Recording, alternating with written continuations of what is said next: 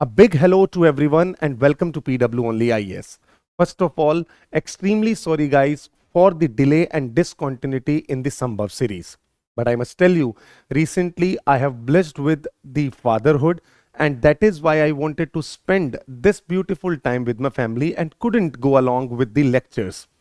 But anyways अब आज के बाद आने वाले समय में इनमें किसी भी तरीके की डिसकंटिन्यूटी आपको दिखाई नहीं देगी and as promised we will definitely finish it off with the physical geography on YouTube. So आज के इस लेक्चर में we are going to start with the hydrological cycle and moisture in the earth. देखें, जब हम hydrological cycle और moisture की बात करते हैं which is extremely crucial as far as perpetuation and survival of the life is concerned. And more over जितने भी क्लाइमेटोलॉजिकल फिनोमिनन है उसमें पानी का बहुत बड़ा रोल है. इसे हम समझें उससे पहले हमें पानी की तीन अवस्थाओं को समझना जरूरी है विच इज वेरी बेसिक. जैसा कि आप सब लोग जानते हैं, water in solid form is termed as ice, and जब हम लिक्विड फॉर्म की बात करते हैं तो ये वाटर ड्रॉपलेट्स की फॉर्म में हमें दिखाई देता है एंड गैसियस फॉर्म में we call it as water vapour. But ये जब भी हम इन तीनों फॉर्म्स को देखते हैं ये एक दूसरे के अंदर परिवर्तित होती रहती हैं, इनका एक दूसरे के अंदर चेंज हमें दिखाई देता है और ये चेंज टेम्परेचर के चेंजेस के साथ एसोसिएटेड होता है.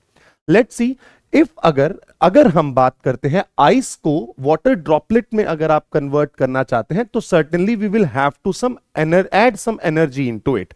हमें टेम्परेचर को इंक्रीज करना पड़ेगा and this process is something we call as melting. Second, अगर आप वाटर ड्रॉपलेट से वाटर वेपर में जाना चाहते हैं तो you will have to add some more energy, आपको और टेम्परेचर इंक्रीज करना पड़ेगा एंड इस प्रोसेस को हम जानते हैं इवेपोरेशन के नाम से. एंड अगर आप वाटर वेपर से वाटर ड्रॉपलेट में आना चाहते हैं then you have to extract some energy out of it. इसका मतलब यह है कि आप जब टेम्परेचर को कम करेंगे तो वाटर वेपर वाटर ड्रॉपलेट में कन्वर्ट होने लग जाएंगी. टेम्परेचर को कम करने का मतलब है यहां पे हम कूलिंग प्रोसेस की बात कर रहे हैं. जब कूलिंग होगी तो डेफिनेटली वाटर वेपर किसमें कंडेंस हो जाएगा? वाटर ड्रॉपलेट के अंदर. एंड वाटर ड्रॉपलेट को और ज्यादा कूल करेंगे आप और टेम्परेचर कम करेंगे तो ये फ्रीज हो जाएगा, फ्रोजन अवस्था में आएगा जिसको आप वापस आइस के रूप में जानते हैं और ये प्रोसेस होगा फ्रीजिंग का. तो ये तीनों चीजें एक दूसरे के साथ परिवर्तित होती रहती हैं जिसमें टेम्परेचर का एडिशन या टेम्परेचर का कम करना बहुत बड़ा रोल प्ले करता है. इन सब को जानने के बाद हमें अब सबसे पहली जरूरत है जानने की where this water is present on this planet earth. कौन सा पानी, किस तरीके का पानी, किस फॉर्म में, सैलाइन है या फ्रेश वाटर है या लेक्स में है या रिवर्स में है या ग्लेशियर्स में है, कितना परसेंटेज ऑफ वाटर कहां पे मौजूद है उसको जानने की अगर हम कोशिश करते हैं तो हमें समझ में आता है कि around 97.25% of the water that is present on this planet earth is in the oceans. ये है सैलाइन वाटर जो कि सॉल्ट वाटर के रूप में देखा जाता है. ओशियंस के साथ साथ सॉल्ट वाटर को मैं क्या कर रहा हूं यहां पे काउंट कर रहा हूं. वैसे हम जानते हैं कि धरती का अराउंड 71 से 73% जो है वो ओशियंस के अंदर है, इसीलिए हम इस पूरे प्लेनेट को ब्लू प्लेनेट के नाम से भी जानते हैं. बट जहां तक सैलाइन वाटर की बात आती है around 97.25% of the water is saline in nature. अब ये जो सैलाइन वाटर है ये सैलाइन लेक्स में भी हो सकता है, ये ओशियंस के अंदर भी हो सकता है. But rest of the water जो कि है 2.75%, this is considered as the fresh water. Now we will have to understand where this fresh water is present. 2.75% का अगर हम 68 to 69% भाग देखते हैं then that is present in the glaciers. इसीलिए बोला जाता है, इसका एप्लीकेशन अगर हम देखें जैसे जैसे क्लाइमेट चेंज होता जा रहा है, अगर ग्लेशियर्स की मेल्टिंग होगी तो it will create a big big hurdle in front of us as far as fresh water is concerned, because majority of the fresh water is contained in these glaciers. And if glaciers will be melted very rapidly then eventually water scarcity conditions will arise in front of humanity in the upcoming times. So now 68.7% of water is present in the glaciers and 30% of water is in the groundwater. यहीं पे आपको एक और चीज बताता हूं मैं, वो ये है कि अगर हम वाटर के सिनेरियो को देखते हैं तो हमें पता लगता है जो ग्लेशियर्स हैं, glaciers are melted very rapidly just because of global warming. When it comes to groundwater, the level of groundwater is depleted. Why is it so? Just because of over exploitation. Over exploitation, faulty policies. Agriculture के अंदर हम इनकी बात भी करते हैं कि हमने ग्राउंड वाटर का एक्सप्लॉइटेशन बहुत लार्ज स्केल पे किया. जितना लेवल पे ग्राउंड वाटर का रिचार्ज होता है उससे ज्यादा इनका दोहन हो रहा है, इसीलिए ग्राउंड वाटर का लेवल डिप्लीट होता जा रहा है. एंड ये जो दो भाग हैं ये फ्रेश वाटर के अंदर सबसे इंपॉर्टेंट रोल प्ले करते हैं. And you can C in front of you that the glaciers contains around 68.7% of water, and moreover groundwater is around 30%, and 0.4% water is surface and atmospheric water. 0.4% is surface and atmospheric water. जो surface का पानी है वो just 0.4% है. किसका 0.4%? 2.75% का. तो आप देखते चलें 2.75% का 0.4% कहां पे है? सरफेस वाटर है. इस 0.4% का 67% वाटर कहां पे है? लेक्स के अंदर है. यानी कि अगर आप सरफेस वाटर की बात करेंगे तो आपको सबसे ज्यादा पानी कहां पे दिखाई देगा? फ्रेश वाटर लेक्स में. एंड उसके बाद you will see the presence of water in the soil moisture. Soil के अंदर जो मॉइस्चर है that is around 12.2%. But remember one thing, this is not absolute 12.2%. This is 12.2% of 0.4% of 2.75%. तो ये बहुत ही कम होता जाएगा. And then moving on to the atmosphere where it is around 9.5%, and river just has the presence of 1.6% of 0.4% of 2.75% of water. ये sequence आपको याद होना चाहिए. मैं ये नहीं कह रहा हूं कि आपको ये याद होगा कि कौन सा कितना परसेंटेज पानी कहां पे है, बट अगर आप ओवरऑल देखें तो आपको फ्रेश वाटर की अवेलेबिलिटी के रूप में सबसे ज्यादा पानी ग्लेशियर्स में दिखाई देगा. Then you will see the water in the form of ground water. Then third you will see in the form of fresh water lakes. Fourth in the form of soil moisture. Fifth in the atmosphere. Sixth in the wetlands. Then in the rivers. Then in the rivers. अगर हम इसमें वैसे permafrost को मैंने count नहीं किया but आप उसको भी पहले काउंट कर सकते हैं. So this is the sequence where fresh water is available on this planet earth. So with this you can recognise how valuable and important fresh water resources are for us to conserve, because the moment rivers are getting contaminated, glaciers are melted, the groundwater is depleted, lakes are eutrophicated, eventually the water scarcity conditions are going to arise in the upcoming times, और वो बहुत ही जल्द हमारे सामने होंगी. So this is one scenario. But when it comes to the entire water, there is a hydrological cycle which is associated with it. Hydrological cycle ये कहता है कि पानी का एक साइकिल है.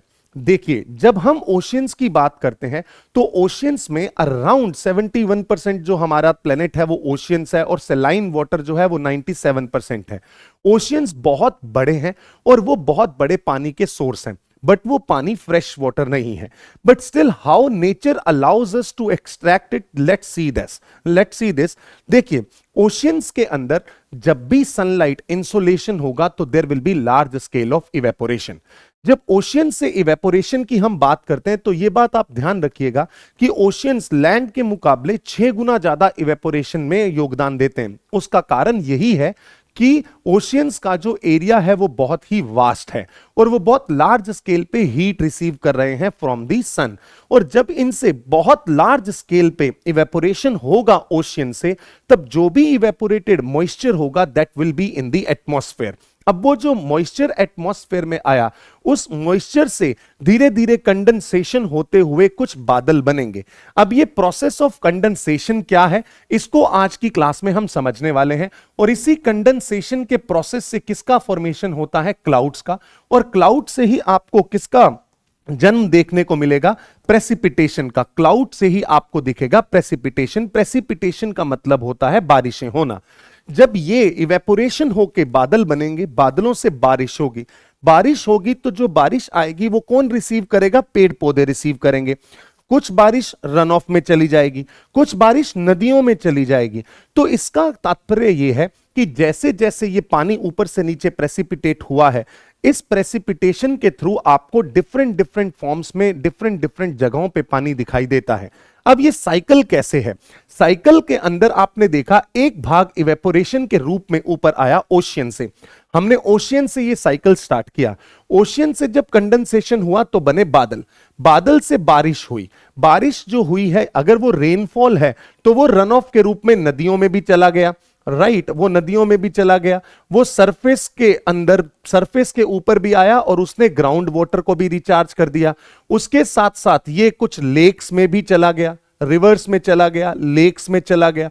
एंड अगर ये स्नोफॉल है तो ये वापस ग्लेशियर्स को रिचार्ज करने में यूज हो गया, और ग्लेशियर्स जब मेल्ट होंगे तो वापस कहां पे आ गया? नदियों में आ गया।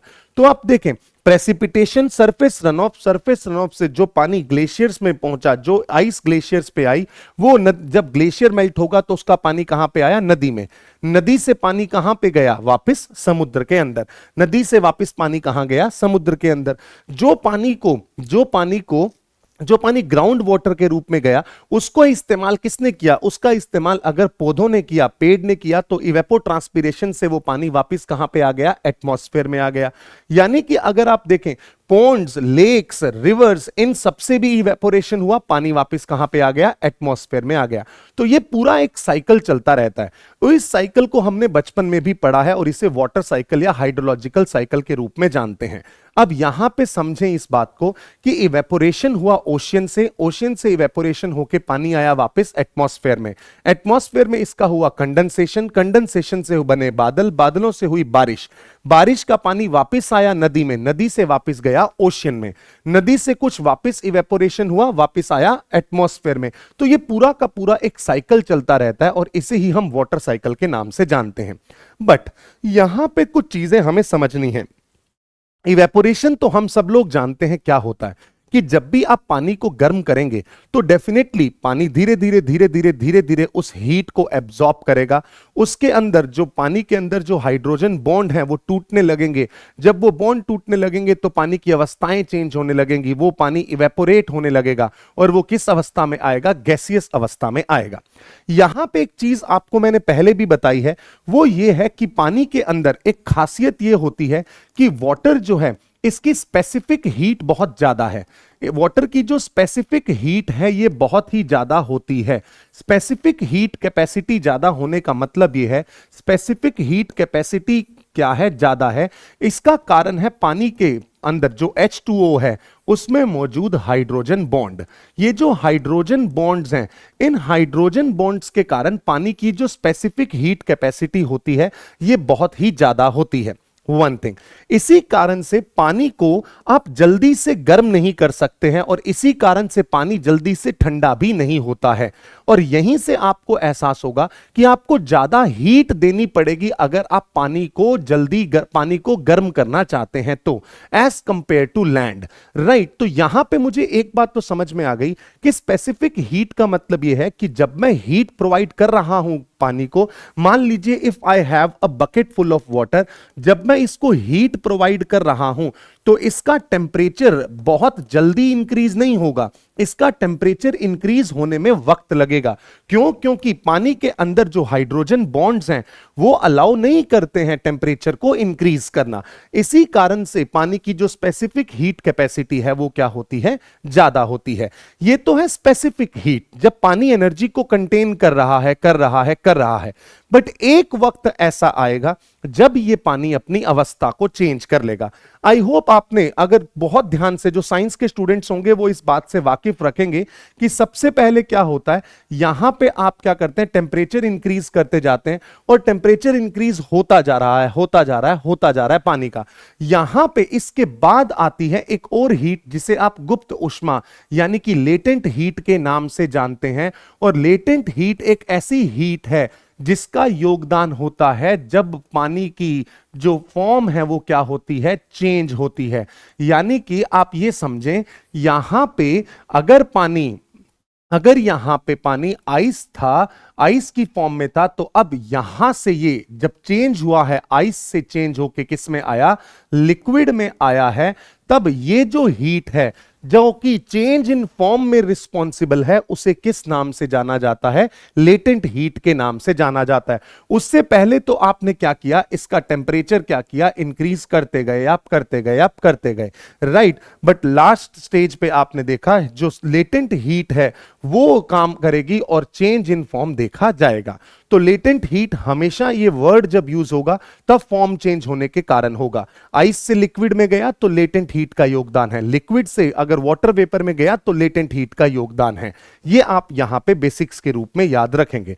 चलिए यहां से हम आगे बढ़ते हैं और अब बात करने की कोशिश करते हैं सबसे इंपॉर्टेंट कॉन्सेप्ट की, जहां से क्लाइमेटोलॉजी की बहुत बड़ी बातें जुड़ी हुई हैं। I am talking about absolute humidity. सबसे पहली बात है, what exactly is humidity? Humidity एक बहुत ही सिंपल सा टर्म है जो कि आप अपने रोजमर्रा की जिंदगी में इस्तेमाल भी करते हैं और आप हमेशा ये कहते हैं कि आज बहुत ही ह्यूमिड एनवायरनमेंट है। ह्यूमिडिटी का मतलब होता है कि जो वाटर वेपर है, वाटर वेपर जो है वो हमारी एयर के अंदर कितनी है, वाटर वेपर का जो प्रेजेंस है वो एयर के अंदर, वाटर वेपर का जो प्रेजेंस है वो कितना है एयर के अंदर, वही हमें शो करता है ह्यूमिडिटी। अगर मान लीजिए वाटर वेपर एटमॉस्फेयर के अंदर ज्यादा हो जाती है तो आप बोलते हैं ह्यूमिडिटी ज्यादा है। अगर वाटर वेपर एयर के अंदर कम हो जाती है तो आप बोलते हैं ह्यूमिडिटी कम है। इसका मतलब यह है कि जो भी पानी की अवस्था है, अगर आप वाटर वेपर की फॉर्म में उसको एटमॉस्फेयर के अंदर देखें, उसका प्रेजेंस देखें, उसका अमाउंट देखें, उसकी मात्रा देखें, उसकी क्वांटिटी देखें और एयर के अंदर उसको मेजर करने की कोशिश करें, तो उसके मेजरमेंट को ही हम किसके रूप में देखते हैं? ह्यूमिडिटी के रूप में देखते हैं। अब ये जो ह्यूमिडिटी है, जिसका सिंपल सीधा मतलब है water vapour present in the air.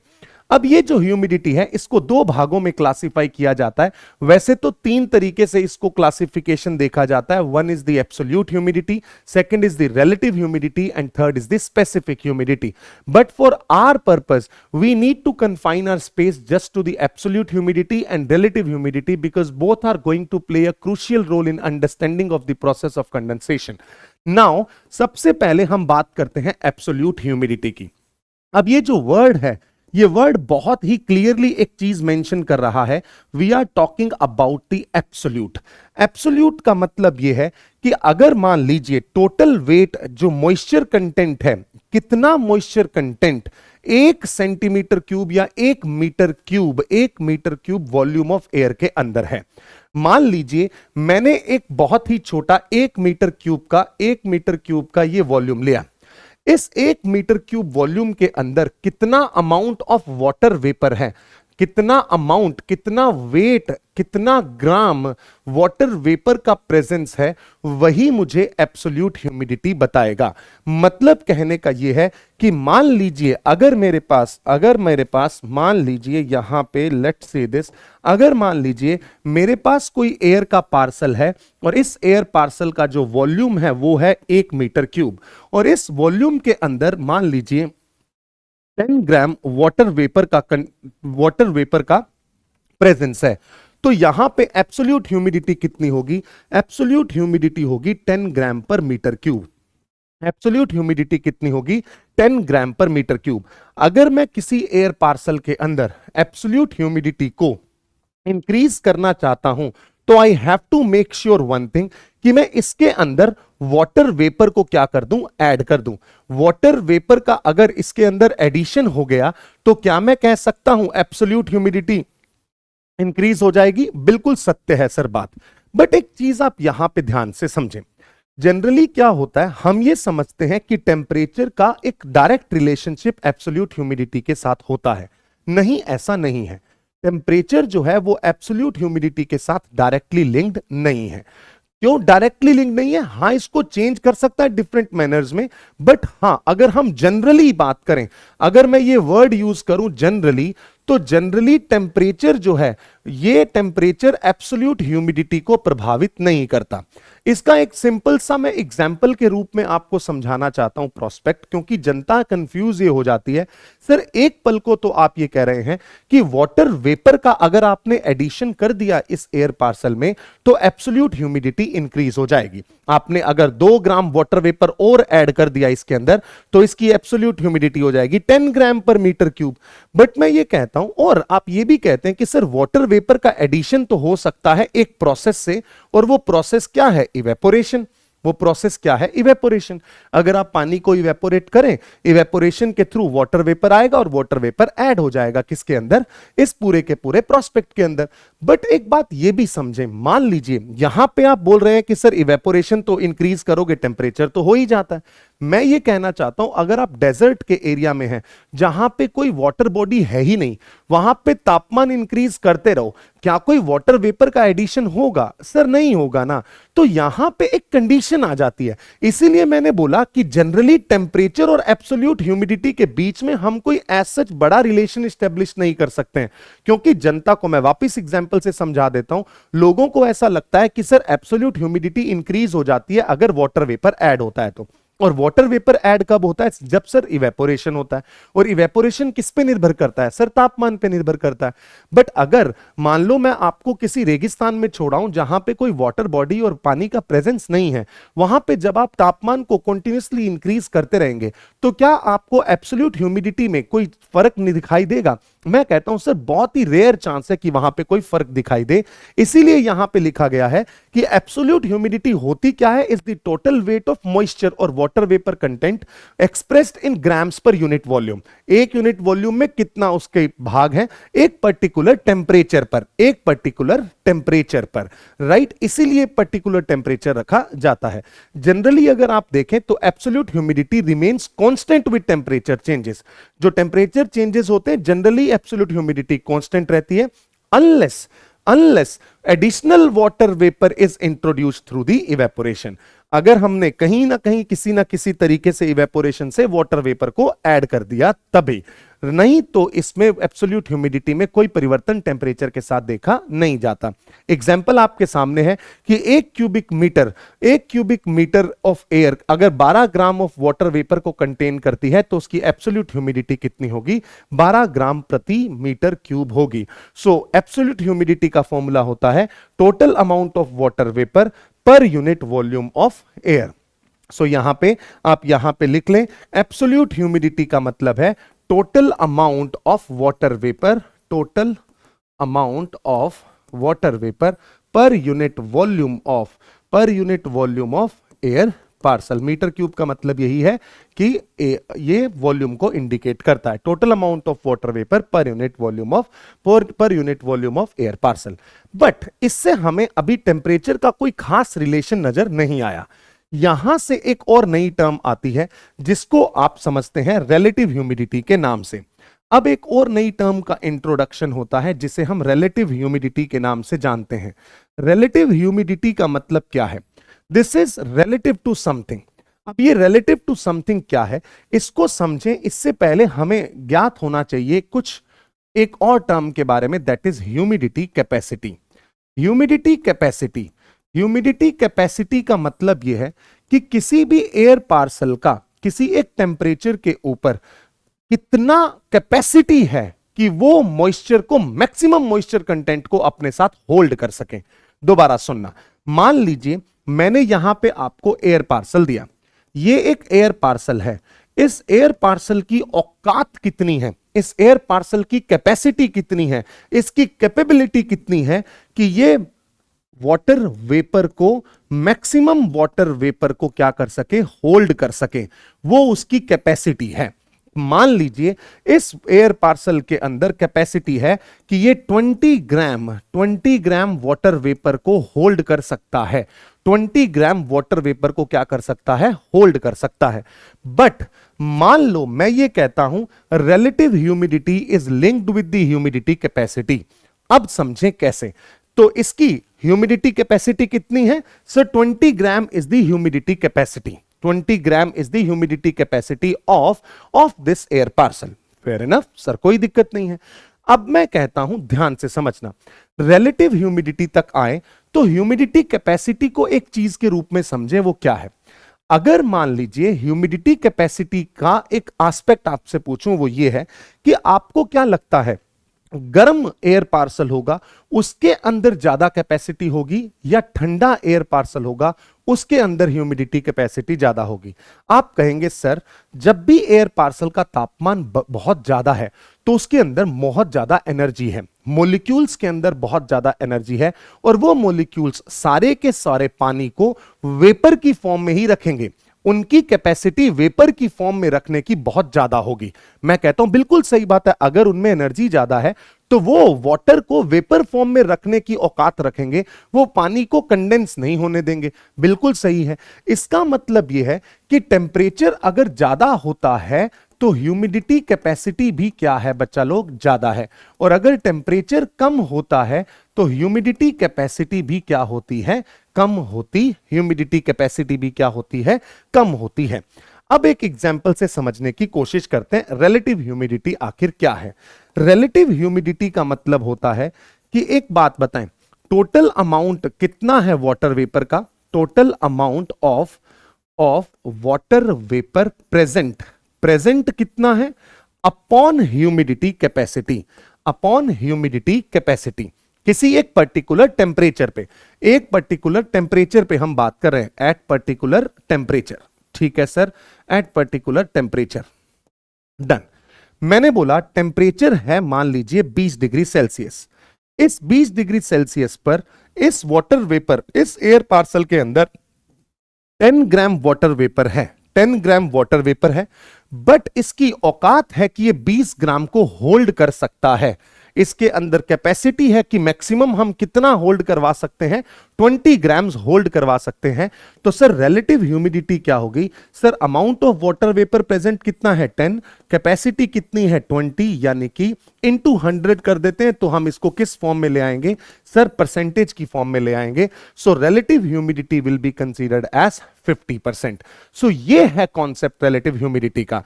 सो अब एक बात बताओ, क्या रिलेटिव ह्यूमिडिटी का टेम्परेचर के साथ एक रिलेशन आपको देखने को मिलेगा? बिल्कुल सही बात है सर, देखने को मिलेगा। कैसे कि सर मान लो मैं ये पर्टिकुलर एस्पेक्ट जो है total amount of water vapour present, जो कि कुछ नहीं है एब्सोल्यूट ह्यूमिडिटी ही है, ये unless we are adding water in the form of evaporation, तब तक हम इसको साइड में रख दें, तो क्या टेम्परेचर के चेंज होने से ये चेंज होने वाला है? नहीं सर, ये चेंज नहीं होने वाला। बट अगर टेम्परेचर इंक्रीज कर दिया तो सर ह्यूमिडिटी कैपेसिटी तो इंक्रीज हो जाएगी। बिल्कुल सही बात है। और अगर ह्यूमिडिटी कैपेसिटी इंक्रीज हो जाएगी तो रिलेटिव ह्यूमिडिटी क्या हो जाएगी, डिक्रीज हो जाएगी। तो यानी कि that means we have established one relationship of relative humidity with temperature. So आपने रिलेटिव ह्यूमिडिटी और टेम्परेचर का एक रिलेशन एस्टेब्लिश कर लिया कि रिलेटिव ह्यूमिडिटी का इनवर्स रिलेशन है टेम्परेचर के साथ, इनवर्स रिलेशन है टेम्परेचर के साथ। बट इसको थोड़ा गौर से, थोड़ा अच्छे से अभी समझने की कोशिश करेंगे जब हम टेम्परेचर की बात करेंगे कि टेम्परेचर कैसे कम होता है और कैसे रिलेटिव ह्यूमिडिटी हमें यह बताती है कि बारिशें होंगी या नहीं होंगी। But I hope you have understood the concept of humidity capacity. Capacity means, capacity का मतलब यह होता है कि उस एयर पार्सल की कितनी कैपेबिलिटी है to hold the moisture content, right. ये है ह्यूमिडिटी कैपेसिटी। तो ह्यूमिडिटी कैपेसिटी का मतलब क्या हुआ, humidity capacity is the ability of air parcel to hold maximum water vapour at a particular temperature and volume, at a particular temperature and volume. यही होता है ह्यूमिडिटी कैपेसिटी, यही हम ह्यूमिडिटी कैपेसिटी कहते हैं। और इसी ह्यूमिडिटी कैपेसिटी के कारण हम रिलेटिव ह्यूमिडिटी के इस रिलेशन पे पहुंचते हैं। सो हमें पता लगा एब्सोल्यूट ह्यूमिडिटी कितना है, एब्सोल्यूट ह्यूमिडिटी क्या है कि उसके अंदर कितना पानी है, रिलेटिव ह्यूमिडिटी उसकी एबिलिटी कितनी है होल्ड करने की, और उसके अंदर प्रेजेंट कितना, उसका ratio. So you can see here relative humidity is the ratio of the actual amount of water vapour in the air, जिसको हम एब्सोल्यूट ह्यूमिडिटी कहते हैं, to the maximum amount of the air can hold at a given temperature and volume जिसको आप humidity capacity कहते हैं, it is typically expressed as percentage, जो कि यहां पे आपके सामने लिखा हुआ है। इसको आप भूल भी जाएंगे तो भी कोई दिक्कत नहीं है। चलें, अब हम यहां पे बात करते हैं एक एग्जाम्पल के थ्रू। मान लीजिए ये एक एयर पार्सल है और इस एयर पार्सल का वॉल्यूम है 1 मीटर क्यूब और इस एयर पार्सल के अंदर 5 ग्राम का वाटर वेपर प्रेजेंस है। तो इसकी एब्सोल्यूट ह्यूमिडिटी कितनी होगी सर? सब जानते हैं इसकी एब्सोल्यूट ह्यूमिडिटी होगी 5 ग्राम पर मीटर क्यूब। इसकी एब्सोल्यूट ह्यूमिडिटी कितनी है? 5 ग्राम पर मीटर क्यूब। और मैं ये आपको बता रहा हूं एक पर्टिकुलर टेम्परेचर पे इसकी मैक्सिमम होल्डिंग कैपेसिटी है 15 ग्राम पर मीटर क्यूब। एक मैक्सिमम पर्टिकुलर टेम्परेचर बता दिया 20 डिग्री सेल्सियस लेट से, और particular volume 1 metre cube. Maximum कितना होल्ड कर सकता है? 15 ग्राम पर मीटर क्यूब। तो यहां पे रिलेटिव ह्यूमिडिटी कितनी होगी? 33.3%। अब मेरे को दिमाग लगा के जवाब दें। मैं आपको यही सिचुएशन दे रहा हूं और इन्हीं सिचुएशंस को हम आगे लेकर चलते हैं। मैंने बोला टेम्परेचर था 20 degree Celsius, volume is fixed at 1 metre cube, और यहां पे आपकी एब्सोल्यूट ह्यूमिडिटी जो है, एब्सोल्यूट ह्यूमिडिटी जो है दैट इज अराउंड 5 ग्राम, और जो आपकी रिलेटिव और आपकी ह्यूमिडिटी कैपेसिटी उस समय पे कितनी है? मान लीजिए ह्यूमिडिटी कैपेसिटी है 10 gram per metre cube, 10 gram per metre cube, and this is 5 gram per metre cube. तो यहां पे आप रिलेटिव ह्यूमिडिटी देखेंगे तो कितनी आएगी sir? Relative humidity is very easy, 5/10 into 100, that is around 50%, that is around 50%। But now what I can say is, मान लीजिए मैंने टेम्परेचर को कर दिया 10 degree Celsius and volume is still remaining the 1 metre cube. अगर तापमान 10 degree Celsius हो गया, एब्सोल्यूट ह्यूमिडिटी क्या टेम्परेचर पे डिपेंड करती है? सर नहीं, वो तो 5 ग्राम पर मीटर क्यूब ही है। बट एक बात बताओ, क्या ह्यूमिडिटी कैपेसिटी में परिवर्तन होगा? बिल्कुल सही बात है सर, ह्यूमिडिटी कैपेसिटी में परिवर्तन हो जाएगा। वो ह्यूमिडिटी कैपेसिटी टेम्परेचर के कम होने के कारण क्या होगी? कम होगी।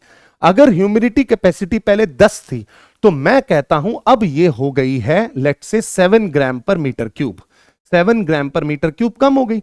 तो अब रिलेटिव ह्यूमिडिटी कितनी आएगी सर? रिलेटिव ह्यूमिडिटी आएगी 5/7, 5/7 into 100, 5/7 into 100। ये अराउंड अगर आप इसको करेंगे तो ये अराउंड 71% के आसपास आपको दिखाई देगी। तो क्या रिलेटिव ह्यूमिडिटी इंक्रीज हो गई? बिल्कुल सही बात है सर। आपने देखा रिलेटिव ह्यूमिडिटी का इनवर्स रिलेशन है टेम्परेचर के साथ। जैसे ही टेम्परेचर कम हुआ वैसे ही रिलेटिव ह्यूमिडिटी क्या हो गई? इंक्रीज हो गई। अब एक बात और समझें, मैं कहता हूं टेम्परेचर हो गया 5 डिग्री सेल्सियस, वॉल्यूम अभी भी 1 मीटर क्यूब ही है, और एब्सोल्यूट ह्यूमिडिटी तो हमेशा फिक्स है 5 ग्राम पर मीटर क्यूब। और एक बात बताओ, क्या मैं ये कह सकता हूं जो ह्यूमिडिटी कैपेसिटी है, अब ह्यूमिडिटी कैपेसिटी और कम हो जाएगी, क्योंकि जैसे जैसे तापमान कम होता रहता है वैसे वैसे जो ह्यूमिडिटी कैपेसिटी है, जैसे जैसे तापमान कम होता रहता है वैसे वैसे ह्यूमिडिटी कैपेसिटी क्या होती रहती है? कम होती रहती है। अब ये 7 से हो गई 5 ग्राम पर मीटर क्यूब। अब यहां पे रिलेटिव ह्यूमिडिटी कितनी हो गई? 5/5 into 100, यानी कि रिलेटिव ह्यूमिडिटी इज 100%। अब इसके मायने क्या है उसको समझने की कोशिश करते हैं। यानी कि ये कहने की कोशिश ये कर रहा है कि हमारे पास जो एयर पार्सल है, इस एयर पार्सल के अंदर 5 gram per metre cube maximum water vapour को होल्ड करने की क्षमता है, और इस एयर पार्सल के अंदर 5 ग्राम ही वाटर वेपर का प्रेजेंस है, 5 ग्राम ही वाटर वेपर का प्रेजेंस है। इसका मतलब यह हुआ कि अब क्या इसके अंदर कुछ और एडिशन किया जा सकता है? नहीं सर, और एडिशन नहीं किया जा सकता। अब क्या ये एयर पार्सल पानी को वाटर वेपर की फॉर्म में ही रख सकता है? वाटर को वेपर फॉर्म में ही रख सकता है। सर कितना रख सकता है? 5 ग्राम तो रख सकता है, इसके अलावा ऐड करूंगा तो नहीं होगा। इसके अलावा अगर मैं इसकी टेम्परेचर को और कम कर दूंगा तो जो पानी होगा वो क्या होना शुरू हो जाएगा बच्चा, वो कंडेंस होना शुरू हो जाएगा। जो वाटर वेपर है उसका क्या शुरू हो जाएगा, कंडेंसेशन स्टार्ट हो जाएगा। तो अब समझें इस पूरी कहानी को। कहानी ये कहती है कि जितना इस एयर पार्सल की कैपेबिलिटी थी उतना इसके अंदर अब वाटर वेपर है। तो क्या मैं कह सकता हूं रिलेटिव ह्यूमिडिटी अगर 100% है तो ये एयर पार्सल अब सैचुरेटेड है। अब ये सैचुरेटेड है, इसके अंदर और वाटर वेपर अब ऐड आप नहीं कर सकते हैं, और वाटर वेपर वेपर की फॉर्म में नहीं रह सकता है। बिल्कुल ठीक है। और जिस टेम्परेचर पे ये अचीव होता है उस टेम्परेचर को बोला जाता है ड्यू पॉइंट। सो अब समझें इस कहानी को। ये कहती है कि ड्यू पॉइंट का मतलब होता है the temperature at which relative humidity is 100%। We will call it as dew point. इसे हम किस नाम से जानेंगे, ड्यू पॉइंट के नाम से जानेंगे। डन। तो ये है कहानी। सो ड्यू पॉइंट यानी कि इसके बाद अगर मान लीजिए मैंने टेम्परेचर 4 डिग्री सेल्सियस कर दिया तो क्या ह्यूमिडिटी कैपेसिटी कम हो जाएगी? बिल्कुल सही बात है, ह्यूमिडिटी कैपेसिटी कम हो जाएगी। जब ह्यूमिडिटी कैपेसिटी कम हो जाएगी तो क्या सर वाटर वेपर की फॉर्म में रह पाएगा? नहीं सर, इसका क्या होना शुरू हो जाएगा, कंडेंसेशन होना शुरू हो जाएगा। और ये कंडेंसेशन जो है इसी से हम जानते हैं कि वेपर का ट्रांसफॉर्मेशन होना शुरू हो जाएगा, किसमें, लिक्विड में। और यही तो हमने देखा था कि सर जैसे जैसे तापमान कम होता है वैसे वैसे वेपर किसमें कन्वर्ट हो सकती है, लिक्विड ड्रॉपलेट में कन्वर्ट हो सकती है। और इसी प्रोसेस को हम क्या कहते हैं, कंडेंसेशन कहते हैं। और पिछली क्लासेस के अंदर मैंने आपको एक बात बताई थी कि ये जो कंडेंसेशन है, यस सैचुरेशन अचीव हो चुका है, वाटर वेपर जो है वो ड्रॉपलेट में कन्वर्ट होगा आफ्टर ड्यू पॉइंट, बट इसके लिए एक सरफेस की आवश्यकता होती है। और वो सरफेस कौन सा होता है बच्चा, उस सरफेस को आप हाइग्रोस्कोपिक न्यूक्लियाई के नाम से जानते हैं। क्योंकि पानी का सरफेस टेंशन है, इस वजह से इसे एक सरफेस की जरूरत है खुद को कन्वर्ट करने के लिए। अब यहां पे देखें टेम्परेचर और रिलेटिव ह्यूमिडिटी का वेरिएशन क्या है। जैसे जैसे आप टेम्परेचर को इंक्रीज करेंगे, जैसे जैसे आप टेम्परेचर को राइज करेंगे, वैसे वैसे रिलेटिव ह्यूमिडिटी क्या होगी, lead to decrease, relative humidity decrease होगी। Saturation and dew point, 100% relative humidity indicate करेगी सैचुरेशन को, और ड्यू पॉइंट होगा वो टेम्परेचर जहां पे ये अचीव होगा। फिर आता cooling and saturation method. Cooling is a typical method for air to reach the saturation and undergo condensation. आप देख तो रहे हैं यहां पे हम क्या करते जा रहे हैं, बेसिकली कूलिंग होती जा रही है, और आप सैचुरेशन पे भी अचीव कर रहे हैं और कंडेंसेशन को अचीव कर पा रहे हैं। डेली फ्लक्चुएशंस, अगर आप बहुत सारे रीजन्स में देखेंगे जो चेंजेस हैं वो एयर टेम्परेचर के कारण आपको दिखाई देते हैं। Relative humidity tends to rise at cooler night time and is highest in the early morning, decreasing as the air warms up during the day as shown in the figure। अभी मैं आपको समझाता हूं ये क्या कहानी है। कहानी ये है कि मान लीजिए अभी सबको ऐसा लगता है कि सर इसका रिलेटिव ह्यूमिडिटी का वेरिएशन टेम्परेचर के साथ आप स्टेब्लिश कर दो। मैंने बोला कि मान लीजिए आपके पास एक सरफेस है, ये एक इक्वेटोरियल रीजन है। बहुत सारे लोग इसमें कंफ्यूज हो जाते हैं, बट आप इसको ध्यान से समझें।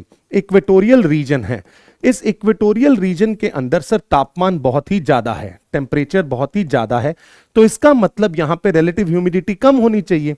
मैं कहता हूं रुको जरा, सब्र करो। कैसे, वो देखिए, मान लीजिए यहां पे ये एक एयर पार्सल था, अगर इसका तापमान इंक्रीज होगा तो क्या ये एयर पार्सल राइज होगा? सर बिल्कुल सही बात है, ये एयर पार्सल राइज होगा। जब ये एयर पार्सल राइज होगा तो क्या इसके तापमान में कमी देखी जाएगी? बिल्कुल सही बात है सर, टेम्परेचर कम होगा।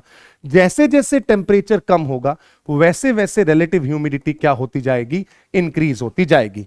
और इक्वेटोरियल रीजन में तो हमें पता है कि एयर का क्या होता है, राइजिंग होता है। और जब एयर राइज करती है तो तापमान के अंदर क्या दिखाई देती है बच्चा लोग? कमी दिखाई देती है। इसी वजह से जैसे जैसे ये एयर और राइज होती जाएगी, टेम्परेचर कम होता जाएगा, रिलेटिव ह्यूमिडिटी बढ़ती जाएगी और एक वक्त ऐसा आएगा जब रिलेटिव ह्यूमिडिटी 100% हो जाएगी और यहां पे प्रोसेस ऑफ कंडेंसेशन स्टार्ट होगा, जिसकी वजह से बनेंगे क्या? बादल। और इसी कारण से इक्वेटोरियल रीजन के अंदर हमें क्या दिखाई देती है? रेनफॉल दिखाई देती है। तो मैक्सिमम रिलेटिव ह्यूमिडिटी हमें कब दिखाई देगी? कहां पे दिखाई देगी? इक्वेटोरियल रीजन के अंदर। ऑन दी अदर हैंड जब आप बात करते हैं सब ट्रॉपिकल हाई प्रेशर बेल्ट की, वहां पे टेम्परेचर मैक्सिमम होता है। ये मैंने पिछले लेक्चर के अंदर बताया है आपको, प्लीज एक बार देखिएगा। टेम्परेचर मैक्सिमम होता है सब ट्रॉपिकल हाई प्रेशर बेल्ट के अंदर, बट यहां पे हवा जो है वो क्या करती है? सबसाइड करती है, हवा नीचे की ओर आती है।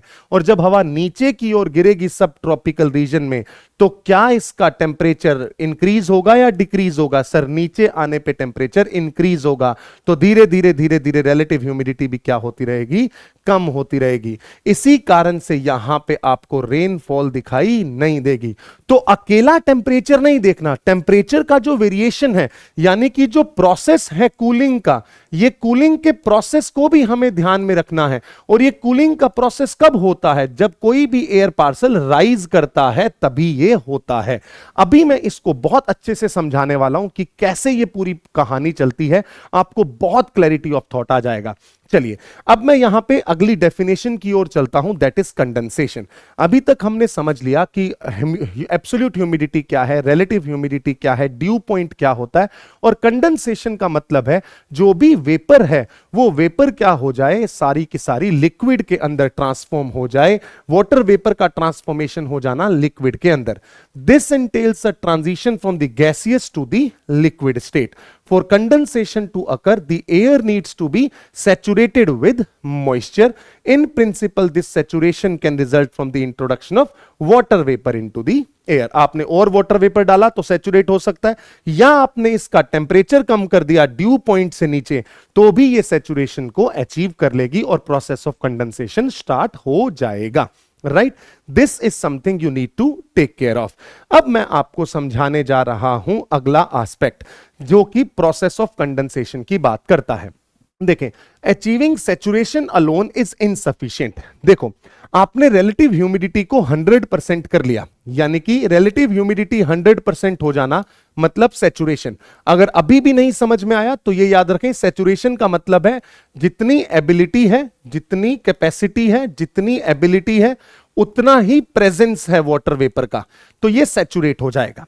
ठीक है, अब ये रिलेटिव ह्यूमिडिटी सिर्फ 100% हो जाना ही कंडेंसेशन के लिए आवश्यक नहीं है, क्योंकि सरफेस टेंशन जो होती है पानी की, वो भी हिंडर करती है वाटर ड्रॉपलेट को वेपर में, वेपर से वाटर ड्रॉपलेट में बनने में। इसीलिए ये एक्सपेंशन को रेजिस्ट करती है और हमें एक सूटेबल सरफेस चाहिए होता है, जिसको हम किस नाम से जानते हैं? हाइग्रोस्कोपिक न्यूक्लियाई के नाम से जानते हैं, जो जनरली डस्ट पार्टिकल के रूप में देखे जाते हैं। अब मैं यहां पे आपको एक प्रोसेस समझाने जा रहा हूं।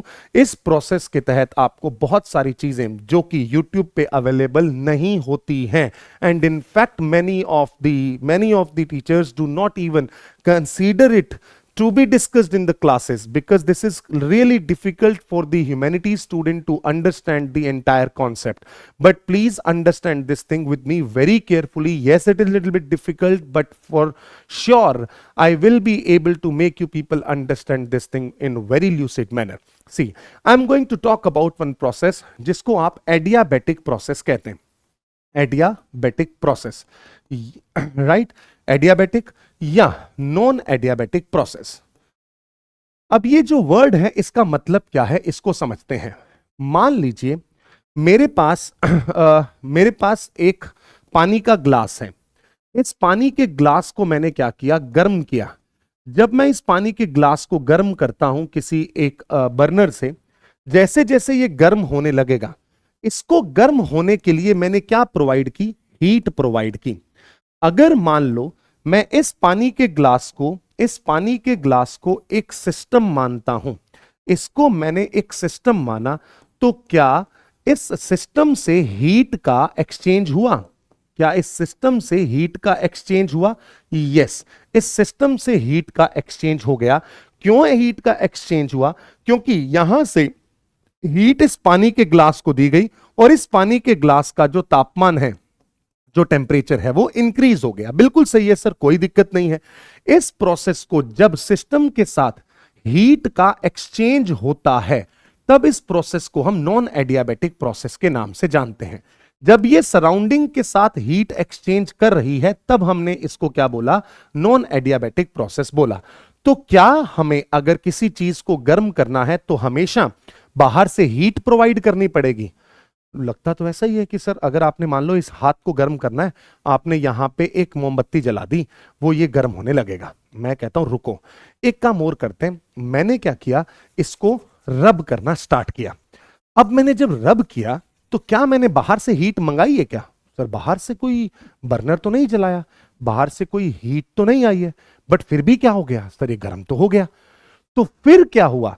अगर ये process without exchange of heat without exchange of heat with surrounding, without exchange of heat with surrounding आया, then we call it as adiabatic process. तब हम इसे किस नाम से जानते हैं? एडियाबैटिक प्रोसेस के नाम से जानते हैं। Then it is termed as adiabatic process. तो अब आपको समझ में आ गया होगा कि हां सर, एडियाबैटिक प्रोसेस में क्या होता है, जो ये मॉलिक्यूल्स हैं ये आपस में क्या करते हैं? फ्रिक्शन जनरेट करते हैं।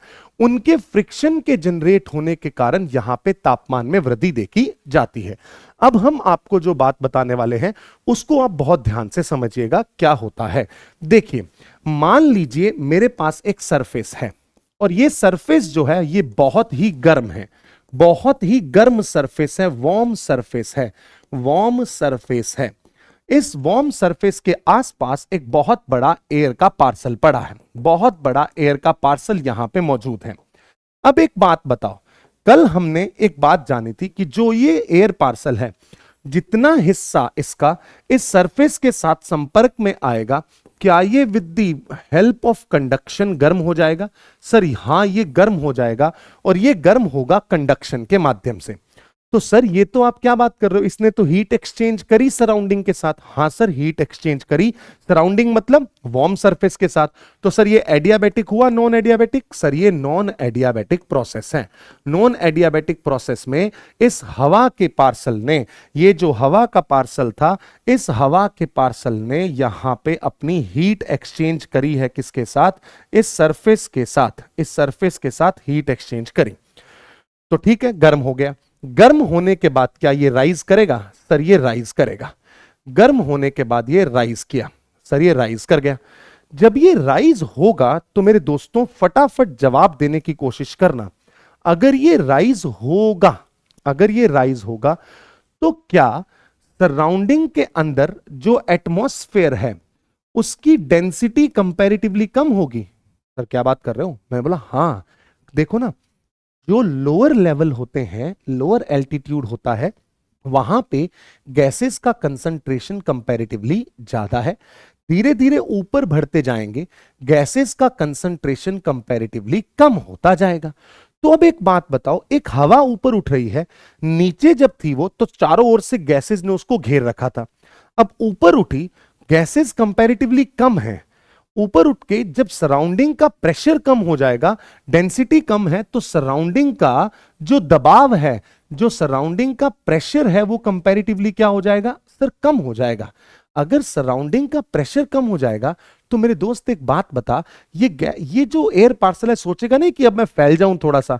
जैसे कि अगर मान लो आप पढ़ रहे हो और आपके ऊपर मम्मी पापा, इधर बड़ी बहन, बड़ा भाई, सब लोग खड़े हैं और आप पढ़ रहे हो, क्या पढ़ पाओगे? नहीं सर, सब बाहर चले गए। तब अचानक से आप फैलने लगोगे कि हाँ अब मैं बताता हूं मैं क्या कर सकता हूं। Right, that is something is happening with this air parcel. When this air parcel was near the ground, this was surrounded by very dense gases, but the moment this will rise, there will be because of rising there will be expansion. अब ये हवा क्या होगी? Expand हो जाएगी। जब ये expand होगी तो इसका वॉल्यूम क्या होगा? इंक्रीज होगा। अगर वॉल्यूम इंक्रीज हुआ तो जो पार्टिकल पहले पास पास थे, टकरा रहे थे, अब क्या टकरा पाएंगे? कि सर नहीं, अब टकरा तो नहीं पाएंगे। और पार्टिकल के ना टकराने के कारण इसका तापमान क्या हो जाएगा? कम हो जाएगा। तो क्या यहां पे हीट एक्सचेंज हुई? नहीं सर, हीट एक्सचेंज नहीं हुई। तो क्या मैं इसे बोल सकता हूं एडियाबैटिक कूलिंग? जी हां सर, इसकी वजह से क्या होगी? एडियाबैटिक कूलिंग होगी। अब बताओ क्या प्रोसेस समझ में आया? सर बहुत अच्छे से समझ में आया कि जैसे जैसे, इसीलिए आप एक वर्ड देखेंगे, जब भी एयर पार्सल, अब मैं लिख रहा हूं यहां पे, ध्यान से देखिएगा, एयर पार्सल राइज करेगा तो उसका एडियाबैटिक एक्सपेंशन होगा। एडियाबैटिक एक्सपेंशन होगा। जब इसका एडियाबैटिक एक्सपेंशन होगा, एडियाबैटिक एक्सपेंशन के कारण इसका एडियाबैटिक वॉल्यूम, एडियाबैटिक जो टेम्परेचर है वो क्या होगा? टेम्परेचर क्या होगा? कम होगा। तो क्या मैं कह सकता हूं ये एडियाबैटिक कूलिंग का प्रोसेस है। Without exchanging heat with the surrounding ये कूल होना स्टार्ट होगा। ये कूल होना स्टार्ट होता है। ये है एडियाबैटिक प्रोसेस। अब मान लो ये किसी कारणवश नीचे आने की कोशिश कर रहा है। जब ये नीचे आएगा तो सर अब नीचे डेंसिटी ज्यादा है तो इसके ऊपर दबाव बनने लगेगा। तो नीचे आने का मतलब है सर एडियाबैटिक हीटिंग होना। और एडियाबैटिक हीटिंग क्यों होगी? सर एडियाबैटिक हीटिंग इसलिए होगी क्योंकि कंप्रेशन होगा। क्योंकि क्या होगा? कंप्रेशन होगा। क्योंकि क्या होगा? कंप्रेशन होगा। ठीक है, तो यहां से एक चीज तो मुझे यह समझ में आई। अब इसका रिलेशन क्या है, इसको कैसे हम समझते हैं वो जानने की कोशिश करते हैं। देखिए, हुआ ये मेरे पास एक एयर पार्सल था। इस एयर पार्सल को मैंने यहां से सरफेस से हीटिंग दिया। तो जो इनिशियल प्रोसेस है, इनिशियल राइजिंग है, इनिशियल राइजिंग जो है बिल्कुल बिगिनिंग है, या हम इसको बिगिनिंग बोलें, जो बिगिनिंग है वो क्या है? Sir beginning non adiabatic in nature है। जैसे ये नॉन एडियाबैटिक हुई, राइज होना स्टार्ट हुआ। जैसे ही ये राइज हुआ सर इसका वॉल्यूम क्या हुआ? इंक्रीज हुआ। और राइज हुआ सर इसका वॉल्यूम और इंक्रीज हुआ। जैसे ही और राइज हुआ सर इसका वॉल्यूम और इंक्रीज होना स्टार्ट हुआ। जैसे जैसे ये वॉल्यूम इंक्रीज होता जा रहा है वैसे वैसे टेम्परेचर क्या होता जा रहा है बच्चा? कम होता जा रहा है। अब यहां से कुछ चीजें दिमाग में चमकने लगेंगी, वो क्या है? इसका टेम्परेचर यहां से जब ये वॉल्यूम इंक्रीज हुआ है, और रे दादा अगर इसका वॉल्यूम, ओह ओह, अगर इसका वॉल्यूम यहां पे इंक्रीज हुआ है तो क्या टेम्परेचर डिक्रीज हुआ होगा? बिल्कुल सही बात है। इसके अंदर कुछ मौजूद थी वाटर वेपर। इसके अंदर कुछ मौजूद थी वाटर वेपर। अब एक बात बताना मुझे, टेम्परेचर कम हुआ, सबने ये जाना। जब टेम्परेचर कम हुआ तो ह्यूमिडिटी कैपेसिटी क्या हुई? सर कम हुई।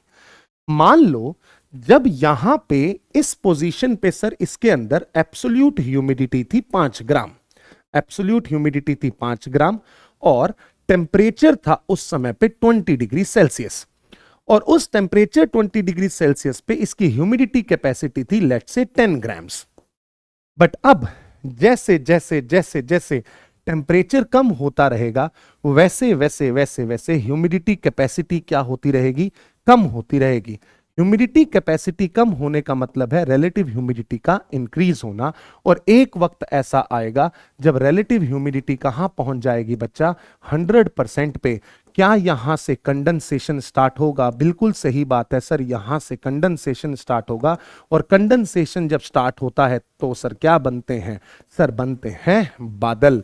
इसी वजह से यहां पे आपको अब किसका फॉर्मेशन दिखाई देगा? बादलों का फॉर्मेशन दिखाई देगा। इस तरीके से बनते हैं बादल। हर बार हमने देखा था कि ठीक है हवा राइज करती है, कंडेंसेशन हो जाता है और बादल बन जाते हैं। अब यहां पे हमें समझ में आया ना कि हवा राइज जब करती है तब उसके अंदर एडियाबैटिक कूलिंग होती है। उस एडियाबैटिक कूलिंग के अंदर टेम्परेचर कम होता है। जब टेम्परेचर कम होता है तो उसकी रिलेटिव ह्यूमिडिटी क्या हो जाती है? 100% हो जाती है। जब उसकी रिलेटिव ह्यूमिडिटी 100% हो जाती है तो इसका मतलब है ड्यू पॉइंट को अचीव कर लेता है, वो सैचुरेशन को अचीव कर लेता है। और जब वो सैचुरेशन को अचीव कर लेता है तो इसका मतलब है कि वहां पे बादलों का बनना स्टार्ट हो जाता है। राइट? यहां से एक कॉन्सेप्ट तो क्लियर हो गया। तो मतलब यह है कि हवा को राइज करते रहना जरूरी है। जब तक हवा राइज करती रहेगी तब तक ये क्या होगा, बादल बनने के प्रोसेस में चलेगी। अब यहां से दो कॉन्सेप्ट आते हैं जिसको समझाना बहुत ही जरूरी है मेरे लिए। दो, ये ज्योग्राफी ऑप्शनल का भाग है, बट अगर हमारी बुक में मेंशन्ड है तो मैं आपको इसके बारे में आइडिया जरूर दूंगा, और इसके बाद मैं कोशिश करूंगा कि आप लोग इसको समझें कि कैसे इनका रोल हमारी इस क्लाइमेटोलॉजी के अंदर है, जिसको हम बोलते हैं लैप्स रेट के नाम से। लैप्स रेट के नाम से हम जानते हैं। अभी तक हमने एक नॉर्मल लैप्स रेट या इन्वायरमेंटल लैप्स रेट के बारे में जाना था, जिसके बारे में मैंने आपको बोला था कि जब भी एल्टीट्यूड इंक्रीज होता है तो टेम्परेचर क्या होता है, डिक्रीज होता है। ये लैप्स रेट होता है। जो हमने ट्रोपोस्फेयर पढ़ा था उसके अंदर ये बात जाने, altitude increases temperature decreases. But यहां पे एक और वर्ड आता है जिसको आप एडियाबेटिक लैप्स रेट कहते हैं। एडियाबेटिक लैप्स रेट का मतलब यह है कि आप खुद समझें, क्या यहां पे विद इंक्रीज इन एल्टीट्यूड, जब एल्टीट्यूड इंक्रीज हुआ तब तापमान डिक्रीज हुआ है? बिल्कुल सही बात है सर, टेम्परेचर डिक्रीज हुआ है। जब टेम्परेचर डिक्रीज हुआ है तो प्रोसेस कौन सा है सर? एडियाबेटिक प्रोसेस है। तो इसे हम एडियाबेटिक लैप्स रेट के नाम से जानेंगे। इसे हम किस नाम से जानेंगे? एडियाबेटिक लैप्स रेट के नाम से जानेंगे। बट एक बात बताना मुझे ध्यान से, मान लो मैं ये कहता हूं ये एयर का पार्सल है और ये सराउंडिंग है, एनवायरमेंट है। एनवायरमेंट में हमने एक आइडिया ले लिया कि 5 डिग्री सेल्सियस पर किलोमीटर पे टेम्परेचर क्या होता है, कम होता है। हर 1 किलोमीटर पे जाने पे 5 डिग्री सेल्सियस तापमान कम हो जाता है। यही हमारी नॉर्मल लैप्स रेट और एनवायरमेंटल लैप्स रेट है, मैंने ये मान के चला। अब मैं एडियाबेटिक लैप्स रेट को देखता हूं। एडियाबेटिक लैप्स रेट का रिलेशन क्या सराउंडिंग से होगा? मैं कहता हूं सर वो प्रोसेस अगर एडियाबेटिक है तो उसका कोई रिलेशन सराउंडिंग से नहीं है, मेरे को सिर्फ इस एयर पार्सल को देखना है। मैंने देखा इस एयर पार्सल का टेम्परेचर था 30 डिग्री सेल्सियस। ठीक है सर, 30 डिग्री सेल्सियस, कोई दिक्कत नहीं है। गर्म हुआ, राइज हुआ।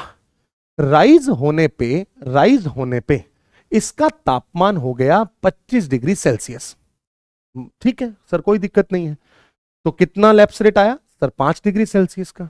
बट सर यहां पे कुछ दिक्कत नजर आ रही है। क्या दिक्कत है सर? इसके अंदर जो मॉइस्चर था, जो वाटर वेपर था, वाटर वेपर कंडेंस हुआ। हाँ सर, कंडेंसेशन तो होता ही है जब भी राइजिंग होता है, तो condensation, due point, relative humidity हमने देखा ही है, कंडेंसेशन होगा। जब इसका वाटर वेपर कंडेंस होगा तो सर कोई हीट रिलीज करेगा। मैं कहता हूं सर ये क्या बात बोल रहे हो, जब वेपर से लिक्विड में जा रहे हो तो हीट निकालनी पड़ती है। बिल्कुल सही बात है। और यहां पे जो वेपर से लिक्विड में जाएगी तो हीट बाहर निकलेगी। सर हीट बाहर निकलेगी, हीट बाहर निकली, बट सर ये तो प्रोसेस एडियाबेटिक है तो हीट बाहर जा सकती है? सर बाहर तो नहीं जा सकती। तो क्या टेम्परेचर 25 डिग्री सेल्सियस ही 25 डिग्री सेल्सियस पहुंचेगा या उससे थोड़ा ज्यादा होगा? थोड़ा ज्यादा होगा, क्योंकि अंदर कुछ अमाउंट ऑफ हीट अभी रहेगी। तो इसकी वजह से यहां पे टेम्परेचर क्या हो गया, मान लो 27 डिग्री सेल्सियस। तो एडियाबेटिक लैप्स रेट कितना आया बच्चा? 3 डिग्री सेल्सियस आया। यह है कहानी। इस तरीके से देखा जाता है एडियाबेटिक लैप्स रेट को। और अगर यहां पे मॉइस्चर मौजूद था तो कौन सी एडियाबेटिक लैप्स रेट आई? Wet adiabatic lapse rate. और इसका जो वेट एडियाबेटिक लैप्स रेट है, क्या मैं कह सकता हूं लेस देन है नॉर्मल लैप्स रेट से? बिल्कुल सही बात है, नॉर्मल है लैप्स रेट से। क्या ये हमेशा होता है? नहीं। किस पे डिपेंड करेगा सर? मॉइस्चर पे डिपेंड करेगा। अगर मैं कहता हूं बिल्कुल ही मॉइस्चर नहीं है तो ड्राई एडियाबेटिक लैप्स रेट आएगी, और बिल्कुल मॉइस्चर नहीं है तो इसका नंबर हमेशा ज्यादा होगा नॉर्मल लैप्स रेट से। ये थोड़ी चीजें हैं जो आप ध्यान में रख सकते हैं, बट अगर आपको नहीं समझ में आया तो आप इसको छोड़ भी सकते हैं, कोई दिक्कत नहीं है। But what you can not afford to leave is this process of adiabatic cooling and adiabatic heating. Now let's talk about the another concept, we call it as temperature inversion. देखिए, अभी तक हमने देखा एल्टीट्यूड इंक्रीज होने से temperature increase होता है generally, but sometimes during certain specific conditions with increase in altitude temperature also increases. Instead of decreasing, it increases. Then it is termed as the condition of temperature inversion. ये temperature inversion की condition क्या है उसको समझते हैं। देखिए, होता यह है कि अगर मान लीजिए मैंने आपको एक एग्जाम्पल दिया कि इसको मैं समझा ही देता हूं। देखिए, मान लीजिए सर्दियों की रात है, लॉन्ग विंटर नाइट्स। इस लॉन्ग विंटर नाइट्स के दरमियान जो पहली हवा की लेयर होगी, जो इस संपर्क में आएगी, इसके संपर्क में आएगी, मैं कहता हूं ये हवा की लेयर क्या हो जाएगी, बहुत ही ठंडी हो जाएगी, बहुत ही कोल्ड हो जाएगी, बहुत ही ठंडी हो जाएगी। बिल्कुल सही है। बट एक बात का जवाब दो, क्या एयर एक गुड कंडक्टर है या बैड कंडक्टर है? Air is bad conductor. Air जो है वो बैड कंडक्टर है हीट का। तो क्या ये पूरा एयर पार्सल ठंडा हो जाएगा, या वो भाग जो नीचे तक संपर्क में है सिर्फ वही भाग ठंडा होगा? सब लोगों को जवाब मुझे कमेंट सेक्शन में चाहिए। क्या वही भाग ठंडा होगा या इसके ऊपर के भाग भी ठंडे होने लगेंगे? तो सब कहेंगे सर जो भाग कांटेक्ट में है ना वही ठंडा होगा, उसके बाहर हीट का एक्सचेंज बहुत मुश्किल होता है, क्योंकि एयर अच्छा कंडक्टर ऑफ हीट नहीं है। इसका मतलब यह है कि नीचे की जो एयर है वो तो क्या हो गई है, बिल्कुल ठंडी, और इसके ऊपर की जो एयर है दिस इज कंपैरेटिवली वार्मर। ये कंपैरेटिवली क्या है, वार्म है। तो इसका मतलब यह है कि as soon as we are moving ahead with increase in altitude, temperature increases. Altitude के इंक्रीज होने से टेम्परेचर क्या हो रहा है, इंक्रीज हो रहा है। उसे ही हम टेम्परेचर इन्वर्जन कहते हैं। अब इसको ध्यान से समझना, ये क्या है, कैसे होता है। आपने पहले तो डेफिनेशन देखी, टेम्परेचर इन्वर्जन की डेफिनेशन ये कहती है with increase in altitude temperature increases, then it is temperature inversion. But क्या ये सारी की सारी पूरी अपर लेयर्स तक होगा? नहीं। देखो, बात यह है कि ये बहुत ही बड़ा एयर का पार्सल है, बहुत ही बड़ा एयर का पार्सल है। इसके अंदर जैसे जैसे एल्टीट्यूड इंक्रीज होता है टेम्परेचर डिक्रीज होता है, ये हमें नॉर्मली पता है। बट हुआ ये कि इस एयर पार्सल का कुछ हिस्सा बहुत ठंडा हो गया, ये हिस्सा बहुत ठंडा हो गया और ये इस सरफेस के साथ संपर्क में था।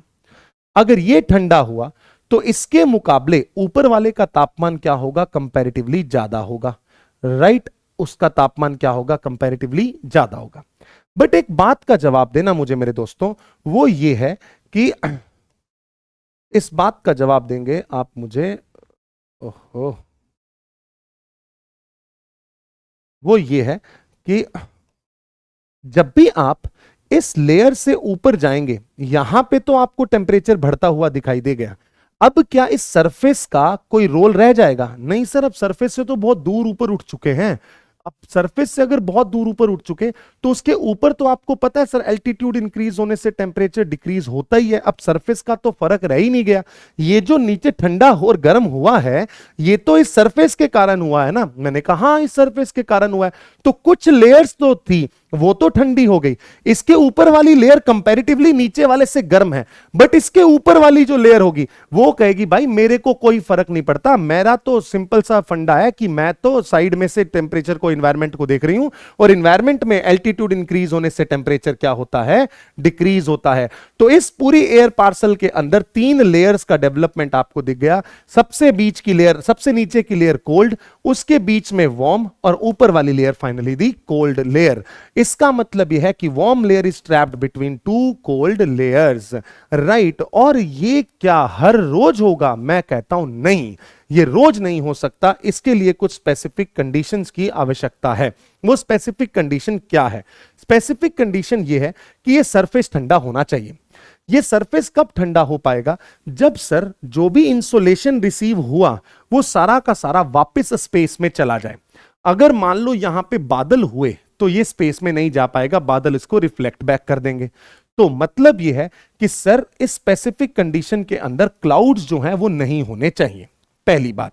दूसरा, ये जो समय है ये ऐसा समय है जहां पे सरफेस ठंडा हो, तो सर ये विंटर्स के अंदर होगा, और विंटर्स के अंदर होगा। और रिफ्लेक्शन बैक कब जाती है रेडिएशन, दिन के समय में या रात के समय में? सर नाइट टाइम में ये रेडिएशंस वापस जाते हैं, दिन में तो इंसोलेशन आता है। तो लॉन्ग विंटर नाइट्स होंगी, सरफेस बहुत ही ठंडा होगा, बादल नहीं होंगे। और अगर मान लो मैंने यहां पे एक हवा चला दी, एक पंखा चला दिया, तो पंखा चला दिया तो ये सारी की सारी हवा मिक्स हो जाएगी, बिल्कुल सही बात है। तो सर जो एयर है वो भी क्या होनी चाहिए, काम होनी चाहिए, तभी ये condition of temperature inversion develop हो पाएगी। और जब भी ये कंडीशन डेवलप होगी तो क्या मैं कह सकता हूं मेरे दोस्तों, यहां पे जो वार्म एयर के अंदर कुछ भी पार्टिकल्स थे, जो ड्रॉपलेट्स थे, वाटर वेपर थी, वो ठंडी हवा के संपर्क में आते ही कंडेंस होंगे और हमें धरती के नजदीक कुछ बादल बने हुए दिखाई देंगे, जिनको हम सर्दियों में किस नाम से जानते हैं, फॉग के नाम से जानते हैं। तो अब समझ में आया विंटर्स में फॉग क्यों होती है, that is because of the temperature inversion. इसी कारण से सर्दियों में जब आप बेड से नीचे उतरते हैं पांव रखते ही बहुत ठंडा लगता है, right. So this is the condition of temperature inversion. Done. Now moving on, अब ये जो टेम्परेचर इन्वर्जन है ये दो तरीके का होता है। One we call as advectional, second we call as non advectional. Advectional का मतलब ये है ऐसा inversion, advectional inversion, advectional inversion जहां पे movement of air is present, जहां पे हवा का मूवमेंट है, मैं अभी बताता हूं। नॉन एडवेक्शनल इन्वर्जन का मतलब है जहां पे हवा का मूवमेंट नहीं है। अभी हमने जहां देखा वहां पे हवा स्थिर है, बिल्कुल सही बात है सर, स्थिर है। इसको हम किस नाम से जानते हैं, नॉन एडवेक्शनल इन्वर्जन के नाम से जानते हैं। इसको सर हम सरफेस इन्वर्जन भी कहते हैं। क्यों? क्योंकि सर ये सरफेस के ठंडा होने के कारण हुआ। इसको हम सर रेडिएशन इन्वर्जन भी कहते हैं। क्यों सर? क्योंकि रेडिएशन जब तक स्पेस में वापस नहीं जाएंगी तब तक ये सरफेस ठंडा नहीं हो सकता। तो surface inversion, radiation inversion, non advection inversion. Specific condition sir, long winter nights होनी चाहिए, काम कंडीशन होनी चाहिए, क्लियर स्काई होना चाहिए, क्लियर स्काई होना चाहिए, क्लाउड्स का एब्सेंस होना चाहिए, तभी जाके ये टेम्परेचर इन्वर्जन की कंडीशन को जन्म देगा। ऑन द अदर हैंड अगर हम नॉन एडवेक्शनल, एडवेक्शनल की बात करते हैं तब आप देख सकते हैं यहां पे, ये देखिए ये है माउंटेन का पीक। इस माउंटेन के पीक के अंदर आप देख रहे हैं ऊपर का जो हिस्सा है वो बहुत ही गर्म, बहुत ही ठंडा हो जाता है रात के समय में। अब इतना ठंडा हो गया कि उसके संपर्क में आने वाली सारी हवा क्या हो गई, ठंडी। और ठंडी हवा हमेशा क्या होती है, डेंस होती है, भारी होती है। On the other hand valley में जो ये सारी की सारी हवाएं हैं, दिस इज कंपैरेटिवली वार्म। क्यों? क्योंकि यहां पे इंसोलेशन कम था और ये वार्म रह गई। और अब एक बात बताओ, वार्म एयर नीचे रहेगी या ऊपर? वार्म एयर लाइट है, हमेशा ऊपर आने की कोशिश करेगी। तो ये ठंडी हवा नीचे बही और क्या हवा का मूवमेंट है? जी हां सर, हवा का मूवमेंट है। इसने आके वार्म एयर को क्या कर दिया, रिप्लेस कर दिया। तो कोल्ड एयर नीचे और वार्म एयर ऊपर। इस वजह से आप देखेंगे with increase in altitude temperature instead of decreasing increase करता है। इसे ही हम किस नाम से जानते हैं, वैली इन्वर्जन के नाम से जानते हैं। जो अगला एडवेक्शनल इन्वर्जन है जिसे फ्रंटल इन्वर्जन कहा जाता है, वो हम तब समझ पाएंगे जब हमें एयर मास और फ्रंट्स का पता होगा। So I hope you have understood each and every prospect related to this entire idea. Please do revise it carefully. We'll be continuing this series and thank you so much for your support. Good day.